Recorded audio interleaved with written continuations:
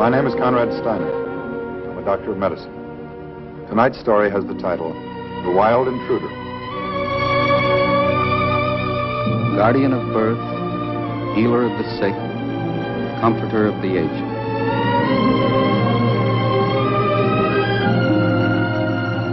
To the profession of medicine, to the men and women who labor in its cause, this story is dedicated.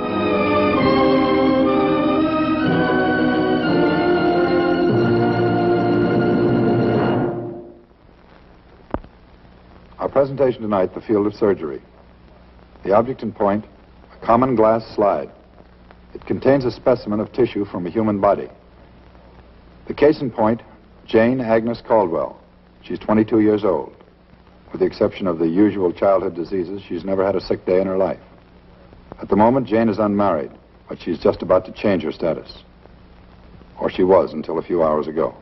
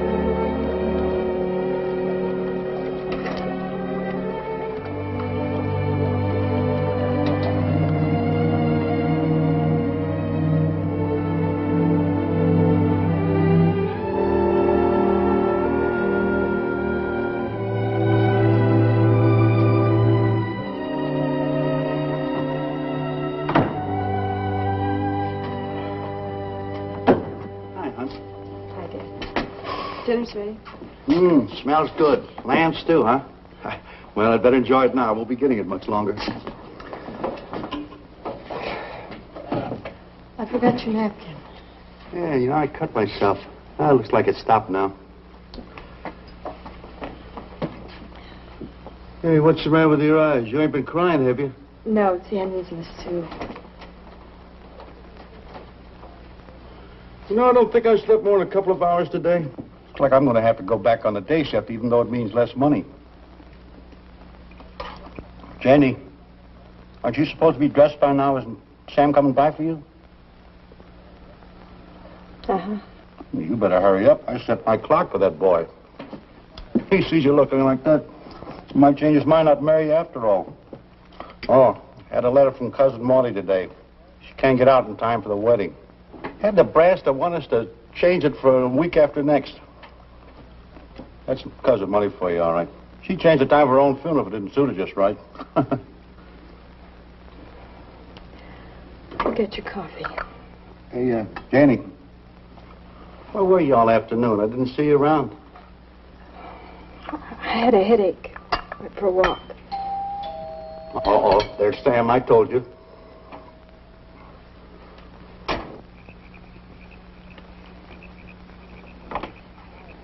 Hi. Hi, Janie. Hi, Mr. Caldwell. Oh, well, look, Janie, if we're going to make the roller derby, we'd better hurry. Special race on tonight. There's bound to be a big crowd. Sam, I'm sorry. I can't make it tonight. You'll have to excuse me. Can't make it. Why not? Well, I just can't make it. That's all there is to it. You'll have to go alone. What's the matter, honey? Don't you feel well? Just cold feet, Sam. Her mother had the same thing. Women. They work their heads off to get a guy to marry them. Comes time for the ceremony, and what happens? They fall apart. Can I talk to you outside for a minute? Sure. I'm going to get my jacket or I'll miss the bus.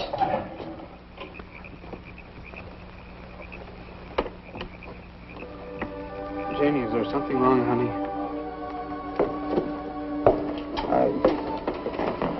I never saw you like this. I've never been like this before, Sam. There's no sense in putting it off. I may as well tell you now and get it over with. Well, what do you mean? Tell me what? Sam, I can't marry you. I can't ever marry you. What's the matter with you, honey? Did I do something wrong? No. All right, then what is that? It's nothing to do with you. It's me. You mean you don't love me? Now, will you listen to me, Sam? It's not what you think. I just can't marry anybody. Sam, I'm sick. There's something wrong with me. What do you mean, sick? What's the matter with you?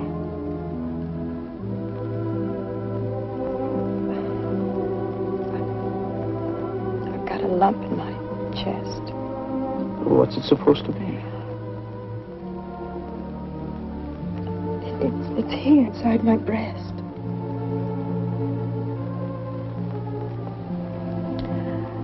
I talked to Angie Sherwood this afternoon. Her mother had it. My aunt had it, too. She finally died of it. Died of what?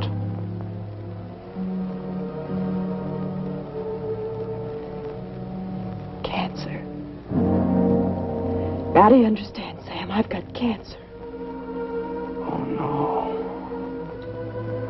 It couldn't be, not you. It's the same as my aunt. Runs in the family, I guess. Is that what the doctor told you? The doctor to tell me what the trouble is? I know. Look, Janie, you hear a lot about people worrying about this kind of thing, and it means nothing. You've never been sick or anything. It's probably nothing at all. It was. All right, there's only one way to find out about it. You see your doctor. Now, you see him tomorrow. All right?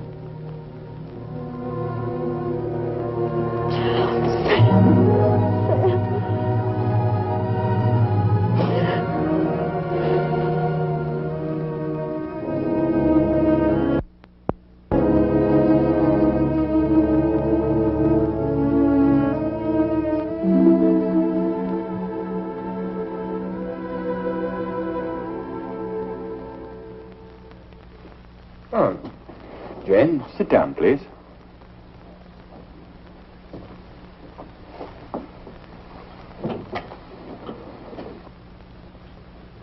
It's cancer, isn't it?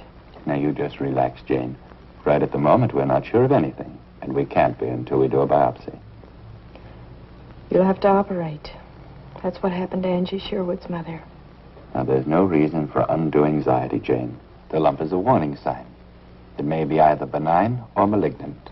But you may be sure we will not remove the breast unless it's absolutely necessary. A biopsy simply means that we remove a small bit of tissue from the growth in your breast and examine it carefully to find out if it's malignant or not. You understand? I see. At your age, the odds are all in your favor. But we can't afford to take a chance and do nothing about it. My girlfriend Angie said if you had it in your family, there's a good chance it'd be passed on to you. To save a great deal of heartache and misinformation if people like yourself would talk it over with an MD to begin with. Jane, I'd like you to enter the hospital as soon as possible. What if it is cancer?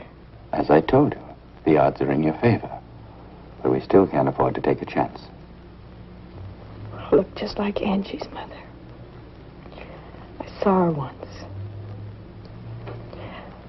Her whole shoulder, her chest, nothing but a scar. I'd rather be dead than look like that. People keep telling me they'd rather be dead than any number of things. I'd usually find they'd rather live. In any case, your friend's mother was probably operated on some time ago. We have newer techniques we use now, newer appliances. It'd be almost impossible for anyone to tell. I have one patient who's a professional golfer. What's it like? I mean, what do you do? I have a right to know. Naturally. You have a perfect right to know.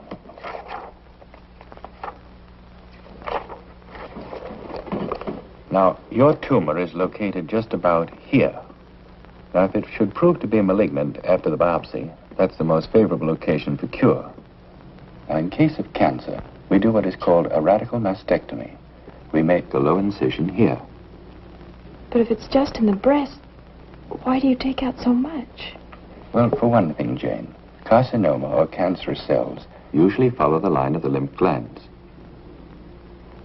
So to guard against any possible invasion, we remove most of the tissue in the area under suspicion to catch any of those cells which might have gotten out into the lymph nodes.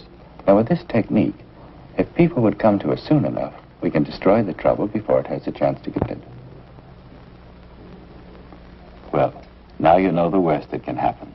And I like to emphasize, there's still a great chance that your trouble's non-malignant. He's going to be married next week. Then let's get it over as quickly as possible. I'll make arrangements for you to enter the hospital tomorrow, if you wish. You think I could marry him like that? If I have the operation? If you love the boy, I don't see any reason why you shouldn't. Call the hospital, please, and make arrangements for Miss Caldwell. I'd like to have her admitted tomorrow.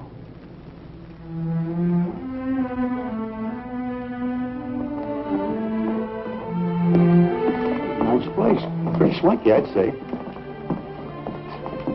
You kids wait here, and I'll go to the desk and see what we have to do. It'll be all right, Jenny. I'll be out of here in a few days.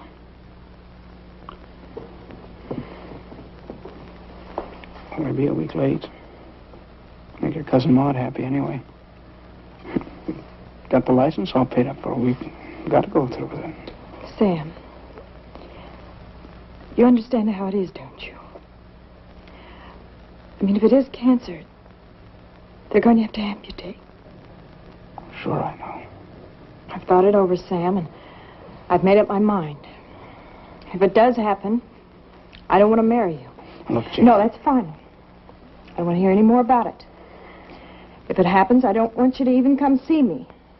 Do you understand? No, I don't understand. I was scared at first, Jenny. I'll admit it. I'm not scared anymore. Now, how about coming off it? I know it's no picnic, but what are you going to do? Hide your head in the sand? You're not the only one mixed up in this, Jeannie. How about your father? How about me? I'm the one that's going to have the operation. And we're going to have to live with you. You have to grow up, honey. Sooner than we figured, I guess. There's only one thing I have to tell you. There's not anything or anybody that's going to change the way I feel about you. And we're going to get married. No matter what.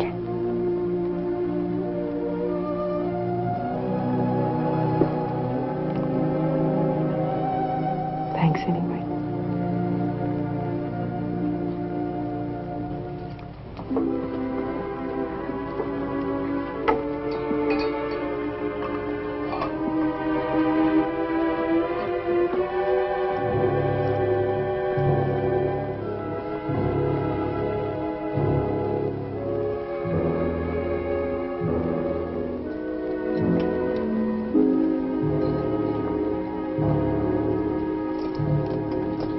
All right, Frank.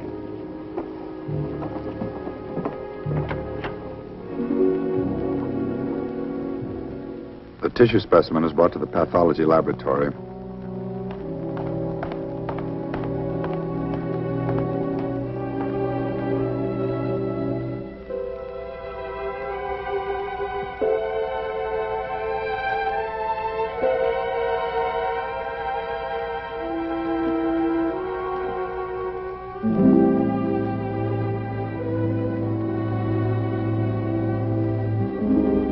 Small representative section cut and placed on the freezing platform of the microtome. Jets of carbon dioxide quick freeze the specimen into a solid block.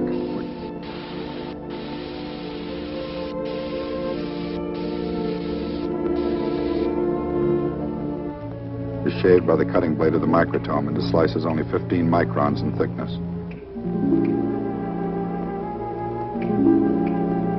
These microscopic thicknesses are then separated in water. The one chosen is placed on a transparent glass slide, dried and fixed. The water is expressed with absolute alcohol, and the tissue passed through a series of chemical stains, which will render the cell structure visible.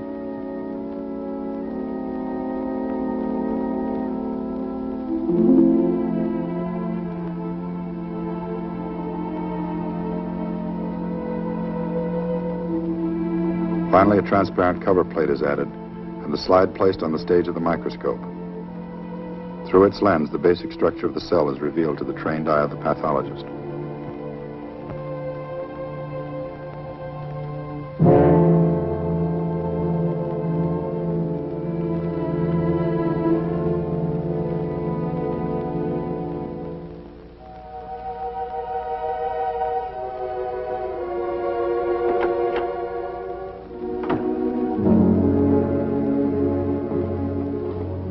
Sorry, George. It's malignant.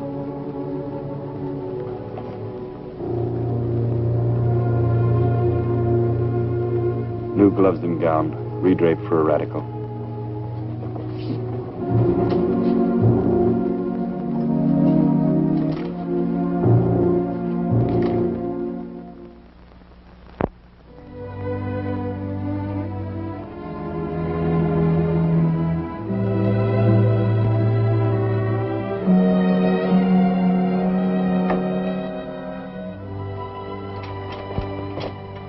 I thought you'd be up, Jane. Have your robe on. Be all ready to go. You've got to get up, Jane. Move around. Get your strength back. Your young man's waiting to see you. I don't want to see him. Dr. Wilkinson said you could get some sun today. I'm going to take you up on the roof. I'd just soon stay here if you don't mind. It's a wonderful day. You get a beautiful view of the city from up there. Jane?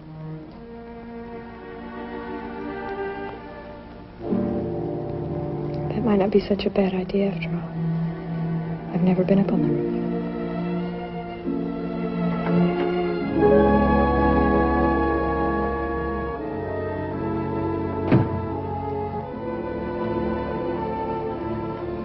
There you are, Jane.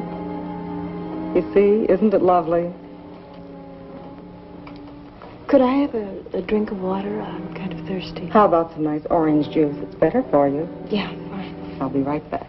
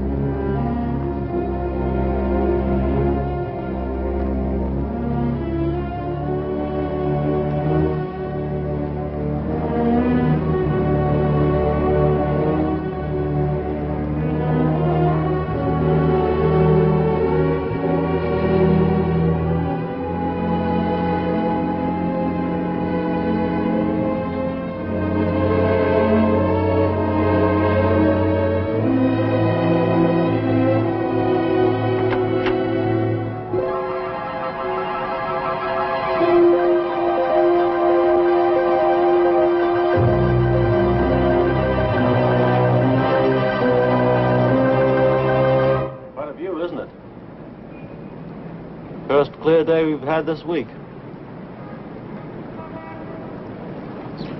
Mountains look close enough to reach out and touch, don't they? Why don't you sit down? You look tired.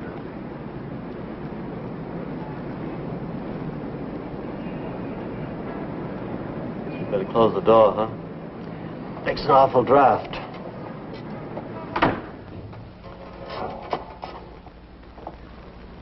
Go ahead, sit down.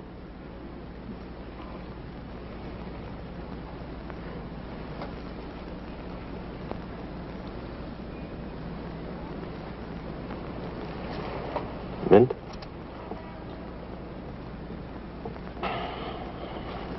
Yep. Real nice day. You married? Look, if you don't feel like talking, just tell me to shut up.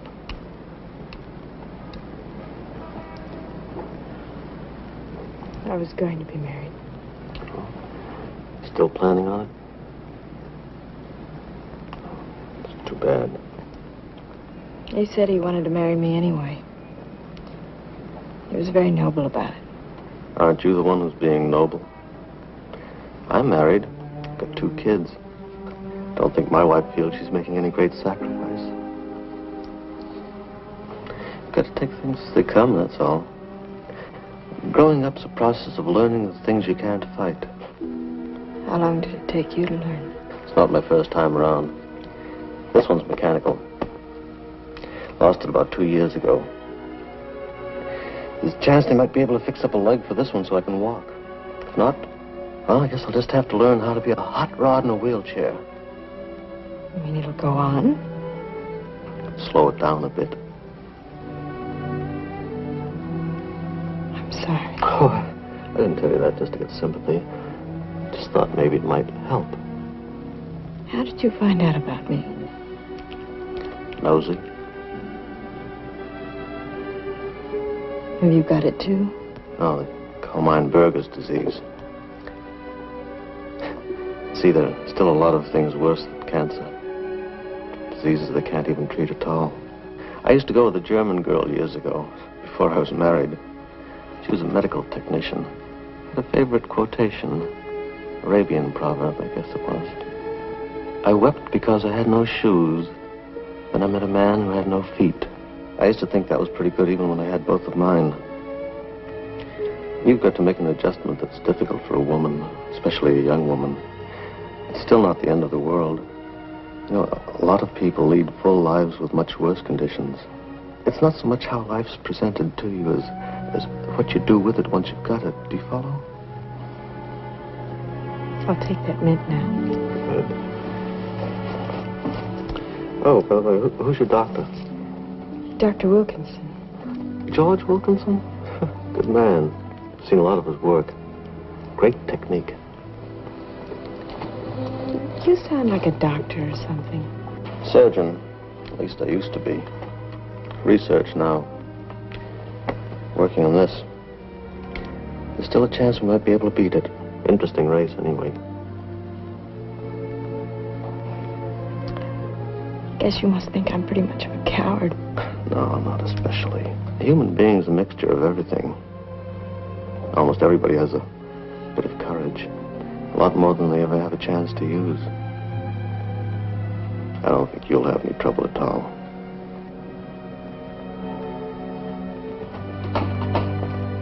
All signed out, Jane. Ready to go. Fine, thank you, Doctor. I'll change that dressing in a few days. When it's finally removed, I'll want to see you every month. For a while, at least. Oh, we're getting married the day after tomorrow, Doctor. And we'd like you to deliver our children for us. I think it's wonderful news about the wedding. But I wouldn't be in too much of a hurry to have children. Naturally, you'll have to consider your own personal and religious feelings. But from a purely medical viewpoint, I think it'd be much better to wait. You mean if there are any cancer cells left, pregnancy might make them grow? But wouldn't they grow anyway? I've been trying to find out all I could about this, and I'd like to know what to expect. Yes, eventually they'd grow anyway. But in your case, I'm certain we got them all. I don't think you have anything further to worry about. But you've heard it before. In medicine, nothing's absolutely certain. I don't mean to be a bad patient, Doctor, but I've thought a lot about it, and I've talked to Sam, and well, we both want a big family, and we don't know how long I might have, but whatever it is, we want to live it up. We want to have a house and a family and fun, and lots of it. I'll walk down to the elevator with you. Want a wheelchair? I feel fine.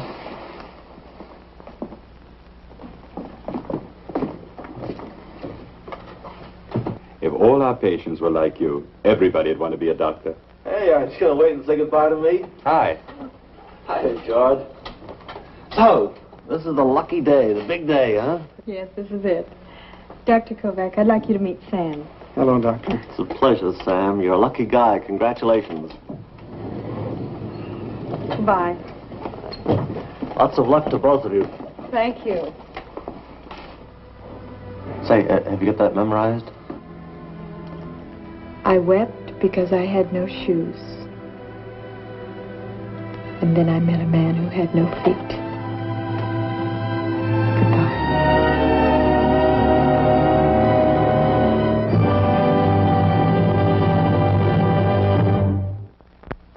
There are many diseases far more terrible than cancer.